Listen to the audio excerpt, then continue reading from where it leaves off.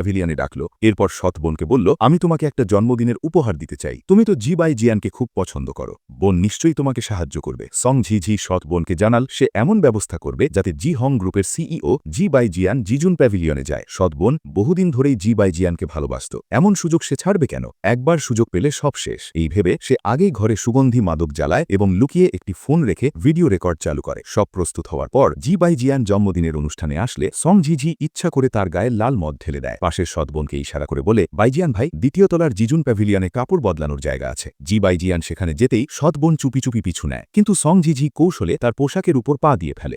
আমি ইচ্ছা করে করিনি, আমি একটু কাপড় বদলে আসি। সৎ বোন তাড়াহুড়ো করে বাড়ি ফিরে যায়। এই ফাঁকে কুৎসিত প্রেমিক জিজুন প্যাভিলিয়নে পৌঁছে যায়। সুযোগ বুঝে সং ঝি ঝি কক্ষের নাম ফলক পাশের ঘরের সঙ্গে বদলে দেয় এবং যে জি বাই জিয়ানকে সেখানে ঢুকতে যাচ্ছিল তাকে পাশের ঘরে পাঠিয়ে দেয়। কিছুক্ষণ পর সাজগোজ করে সৎ বোন জিজুন প্যাভিলিয়নে আসে। মাদক ধোয়ার প্রভাবে সে আর প্রেমিক একজন আরেকজনকে চিনতে পারেনি। তারা যখন পুরোপুরি মগ্ন, হঠাৎ একদল সাংবাদিক ঢুকে পড়ে। ওই তো, এটা তো আপনার বোনের প্রেমিক, তাই না? লিমিসেজ, আপনারা এখানে একসঙ্গে কি করছেন? এই ঘটনায় সৎ বোন আর কুৎসিত প্রেমিকের সম্মান পুরোপুরি ধ্বংস হয়ে যায়। সং ঝি ঝিও এই সুযোগে প্রেমিকের বিয়ের প্রস্তাব প্রত্যাখ্যান করে। সবকিছু দেখে জি বাই জিয়ান বুঝে যায় সে সং ঝি ঝির হাতে ব্যবহার হয়েছে, কিন্তু আশ্চর্যের বিষয় সে কিচ্ছু প্রকাশ করে না, বরং লোক লাগিয়ে তার উপর নজর রাখতে শুরু করে। কিছুদিন পর সে দেখে সং ঝি ঝি আতঙ্কিত হয়ে দৌড়ে বেরোচ্ছে। বিদেশ থেকে পড়াশোনা শেষ করে আসা তার ছোট ভাই অপহৃত হয়েছে। ফোনে জানানো হয় এই অপহরণ সৎ মা ও সৎ বোনের নির্দেশেই হয়েছে। তাকে টাকা নিয়ে আসতে বলা হয়, নয়তো পুলিশে জানালে ছেলেকে মেরে ফেলা হবে। বাধ্য হয়ে সং ঝি ঝি রাজি হয়। সে ভেবেছিল অপহরণকারীরা শুধু টাকা চাইবে, কিন্তু সেখানে পৌঁছে তাদের চেহারা বদলে যায়। এই জামাকাপড় খুলে ফেলো, কয়েকটা ছবি ভিডিও তুলব।